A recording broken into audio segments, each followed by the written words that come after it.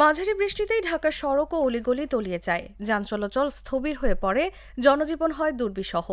বর্ষা মৌসুমে জলাবদ্ধতা নতুন কিছু নয়, তবে এবার শরতের বৃষ্টিতেও রাজধানী ডুবে যাচ্ছে হাঁটু কিংবা কোমর সমান পানিতে।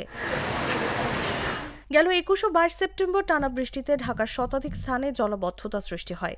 বিমানবন্দর সড়ক, ফার্মগেট, মিরপুর উত্তরা, আগারগাঁও, কাজীপাড়া, নাখালপাড়া থেকে শুরু করে নিউমার্কেট, আজিমপুর, গ্রিন রোড ও শান্তিনগর প্রধান সড়ক থেকে অলিগলি পর্যন্ত কোথাও হাঁটু, কোথাও কোমর সমান পানি জমে ঘণ্টার পর ঘণ্টা স্থায়ী হয়। নগরবাসীর অভিযোগ, প্রতি বছর কোটি কোটি টাকা ব্যয় হলেও সমস্যা একই রকম রয়ে গেছে।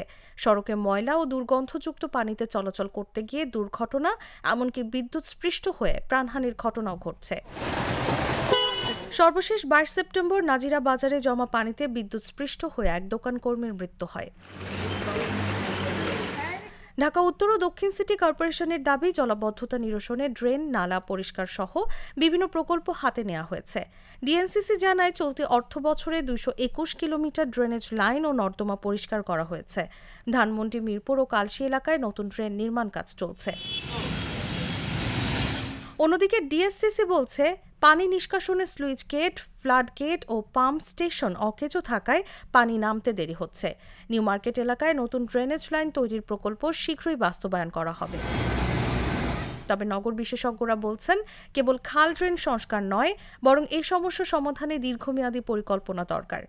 একই সঙ্গে নাগরিকদেরও সচেতন হতে হবে। পলিথিন ও প্লাস্টিক বর্জ্য ড্রেনে ফেলায় পানি নিষ্কাশন বাধাগ্রস্ত হচ্ছে বলেও মনে করছেন তারা। প্রতি বছরই নগর কর্তৃপক্ষ আশ্বাস দেয়, নাগরিকরা ভোগান্তির শিকার হন, আর সমস্যা আগের মতোই থেকে যায়। এখন প্রশ্ন হল, কবে রাজধানীবাসী জলাবদ্ধতার এই অভিশাপ থেকে মুক্তি পাবে? নিউজ ডেস্ক, জাগো নিউজ।